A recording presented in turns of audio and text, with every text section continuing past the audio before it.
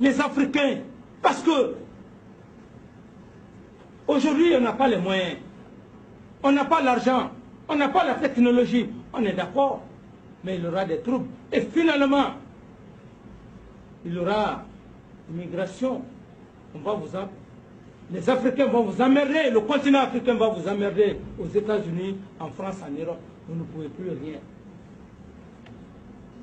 C'est ce qu'il faut éviter.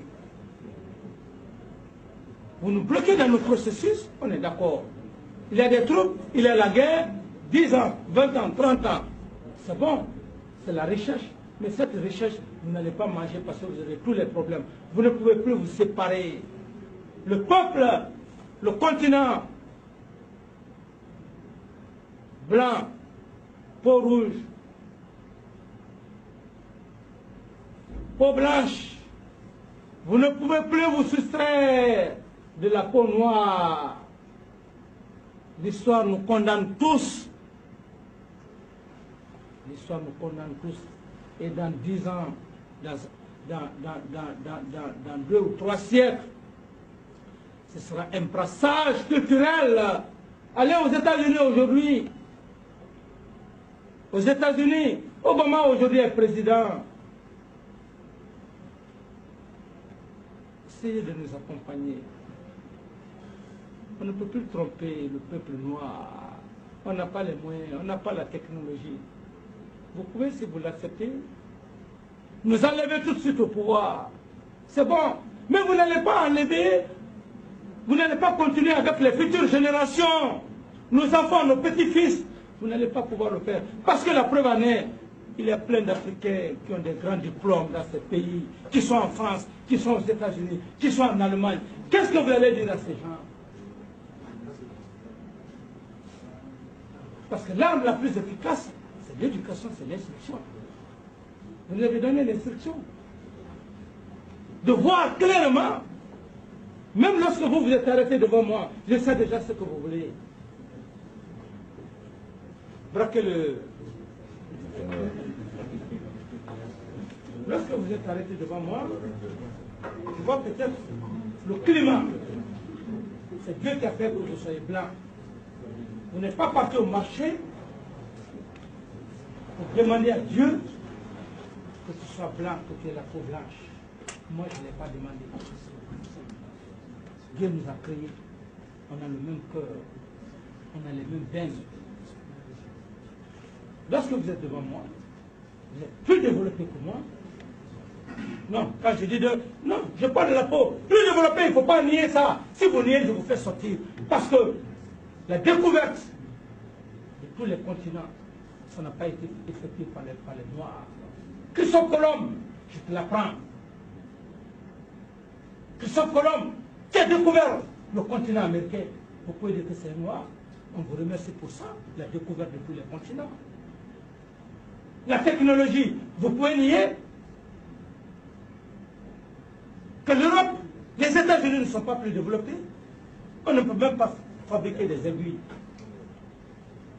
On n'est pas mécontent pour ça, il faut être honnête. Je parle parce qu'on est des êtres humains. Mais quand vous êtes devant moi, je me dis que vous avez la technologie, vous avez les moyens. Ici, les mains comme ça, voilà.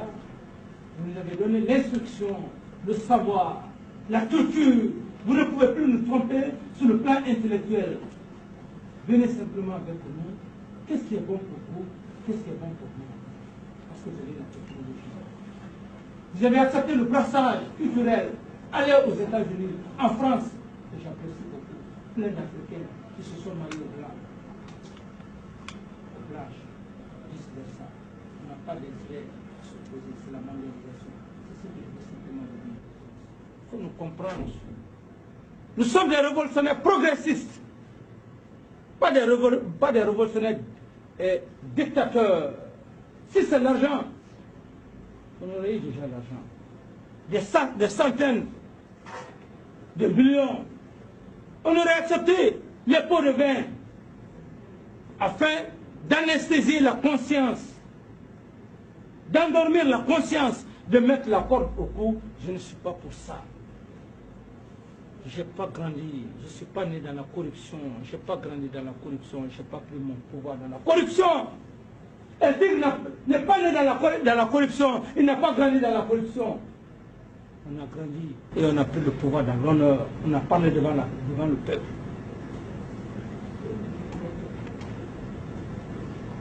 C'est pourquoi je l'ai dit, sous le cas du patrimoine bâti, tous ceux qui se sont accaparés du patrimoine bâti de l'État, parce qu'ils étaient ministres, parce qu'ils étaient directeurs,